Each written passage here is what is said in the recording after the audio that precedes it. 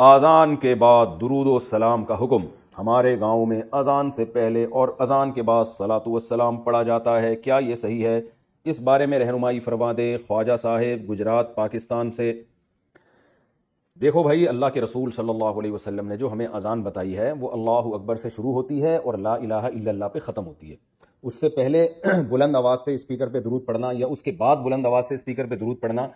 یا یعنی بلند آواز سے پڑھنا، چاہے وہ اسپیکر پہ ہو یا بغیر اسپیکر کے، یہ آپ صلی اللہ علیہ وسلم سے ثابت نہیں۔ صرف اتنا ثابت ہے کہ جب اذان ختم ہو تو نبی صلی اللہ علیہ وسلم کی ترغیب ہے کہ درود شریف پڑھو اور اس کے بعد یہ دعا پڑھو، اللہم رب هذه الدعوة التامة والصلاة القائمة آت محمدا الوسیلۃ والفضیلہ وابعثه مقاما محمودا الذی وعدتہ انک لا تخلف المیعاد۔ بس اتنا پڑھا جائے گا۔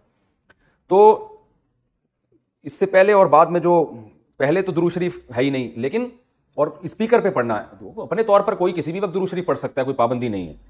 لیکن اسپیکر پہ جب آپ پڑھیں گے یا اذان سے پہلے بلند آواز سے پڑھیں گے تو لوگ یہی سمجھتے ہیں کہ یہ اذان کا حصہ ہے۔ تو جو کام رسول اللہ صلی اللہ علیہ وسلم نے نہیں کیا، صحابہ نے نہیں کیا، وہ کام اگر آپ ثواب سمجھ کے کریں گے تو وہ بدعت ہو جائے گا۔ لوگ کہتے ہیں اس میں حرج کیا ہے،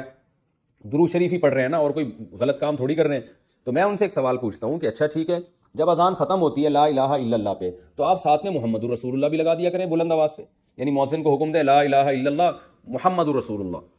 ظاہر ہے جب مؤذن یہ الفاظ پڑھے گا تو اس سے پوچھیں گے نا بھائی اذان تو لا الہ الا اللہ پہ ختم ہو رہی ہے، تو تم نے محمد رسول اللہ صلی اللہ علیہ وسلم، یہ محمد رسول اللہ تم نے کیوں لگایا؟ تو وہ کہے گا بھائی اس میں حرج کیا ہے، میں غلط تو نہیں کہہ رہا، لا الہ الا اللہ کا مطلب کوئی اللہ کے سوا عبادت کے قائل نہیں، تو ہم اس کے بھی قائل ہیں کہ محمد صلی اللہ علیہ وسلم اللہ کے رسول ہے، تو میں نے کہہ دیا تو پابندی تو نہیں ہے نا شریعت میں محمد رسول اللہ پڑھنے پر۔ ہم کہیں گے واقعی محمد رسول اللہ پڑھنے پر پابندی نہیں ہے بلکہ ترغیب ہے، لیکن اس موقع پہ نہیں ہے،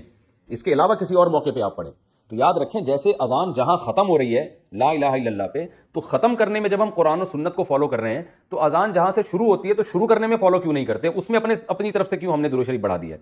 تو اس لیے یہ عمل غلط ہے، اس سے اجتناب کرنا چاہیے۔